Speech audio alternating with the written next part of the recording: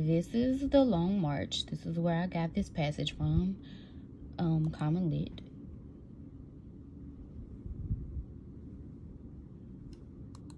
The Long March by Peggy King Anderson.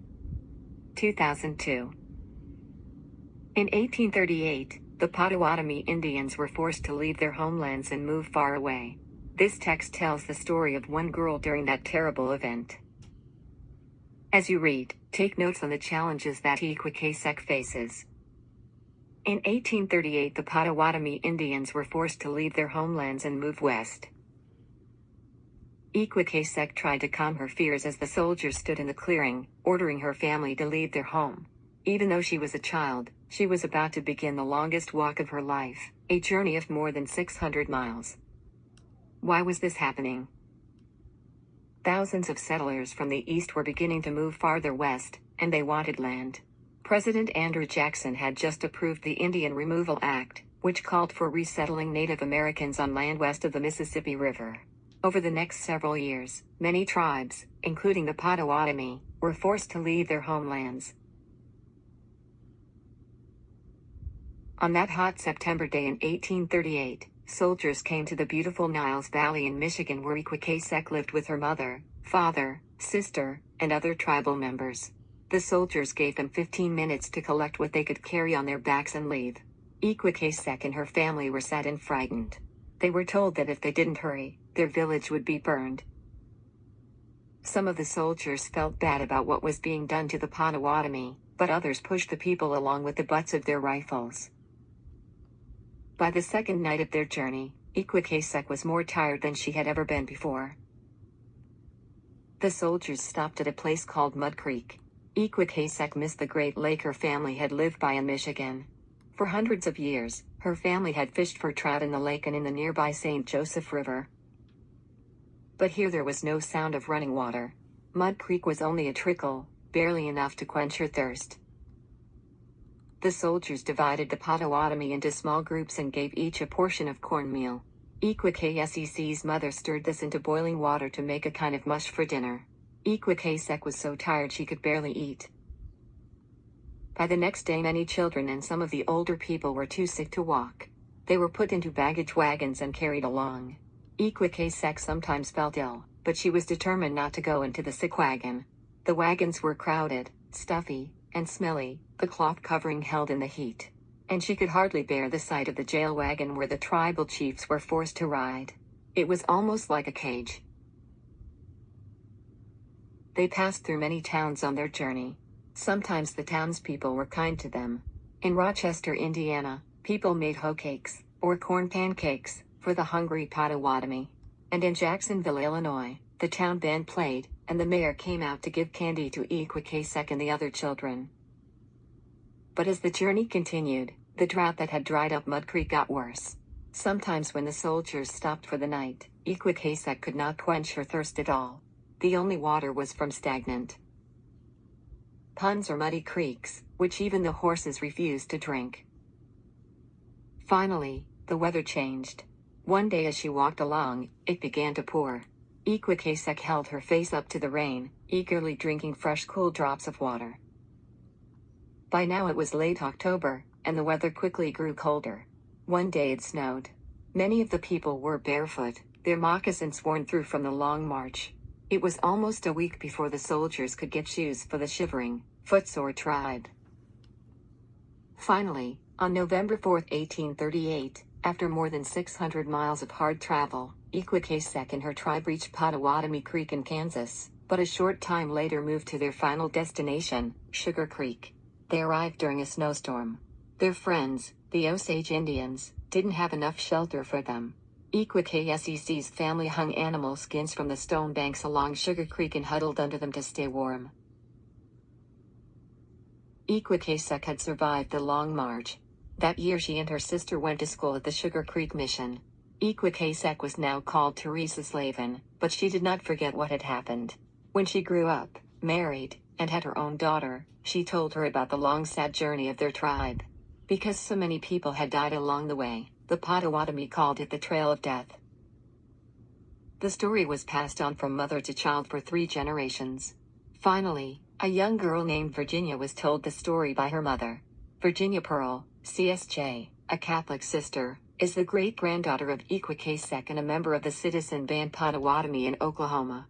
She tells Ikwikesec's story whenever she has the chance. It is her hope that people will always remember that long-ago journey so that such a sad thing will never happen again. It helps me to remember Ikwikesec's courage. When hard things happen to me, Sister Pearl says, may her story help you have courage when anything hard happens to you on your journey. I just want to point out, though, when they keep calling it the Trail of Death, it's the same thing as the Trail of Tears. Also, there's some guiding questions that you could possibly ask yourself as you're reading. One of the guiding questions are: the Indian Removal Act allows settlers to walk across the country. They allow settlers to share their land with Native Americans. They allow settlers to force Native Americans from their homes, or they allow settlers to become part of Native American tribes. And that's the guiding question. And then here it tells you this is where that answer would come from.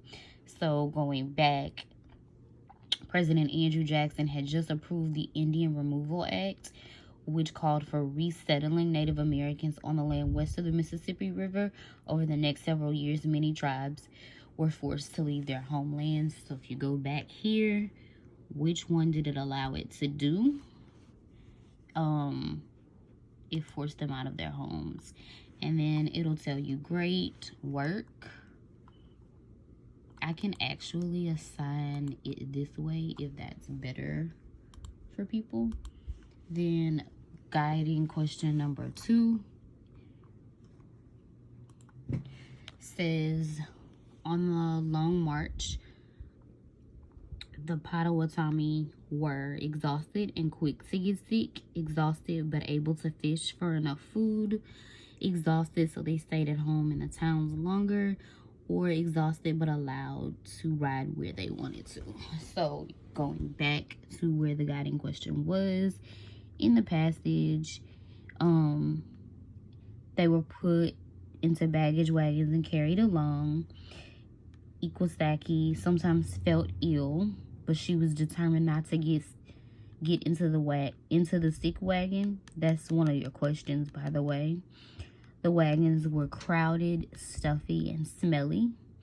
The cloth covering held in the heat, and she could hardly bear the sight of the jail wagon where the tribal chiefs were forced to ride. It was almost like a cage. And then on the long march, they were exhausted, quick to get sick, exhausted, but able to fish enough for food, exhausted so they stayed in some towns longer, or exhausted, but allowed to ride where they wanted to. You would be able to just click, like if we were in class, everybody would have a different sort of opinion. So it's exhausted and they were quick to get sick. And if you look, it talks about, the wagon being ill. That's where people were sick, the crowded, stuffy, smelly. So it tells you that.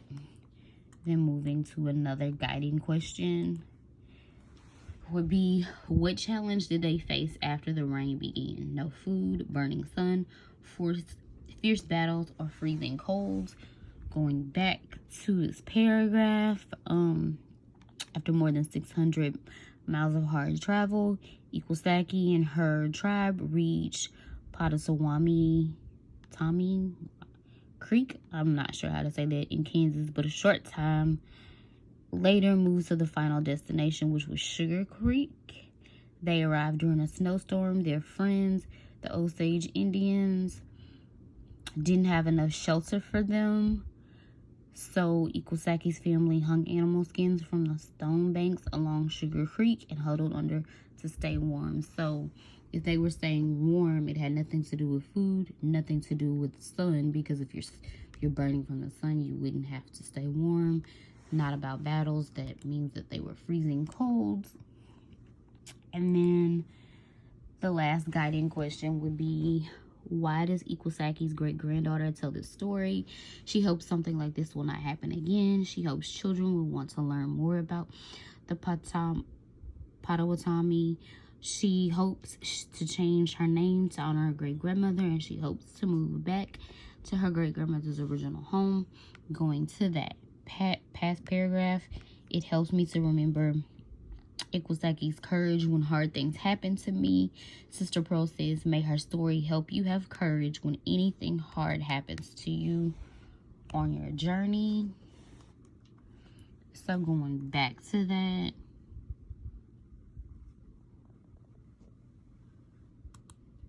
she hopes that nothing like this will happen again. And you can actually go to the previous paragraph to see that, where it says the sad thing will never happen again. And that is the passage.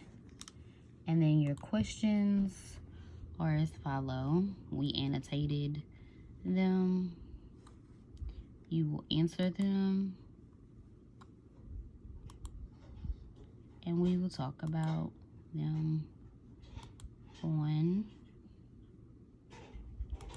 tomorrow. And then this one will be a completely different day. And again, when it says Trail of Death, it's the same thing as Trail of Tears.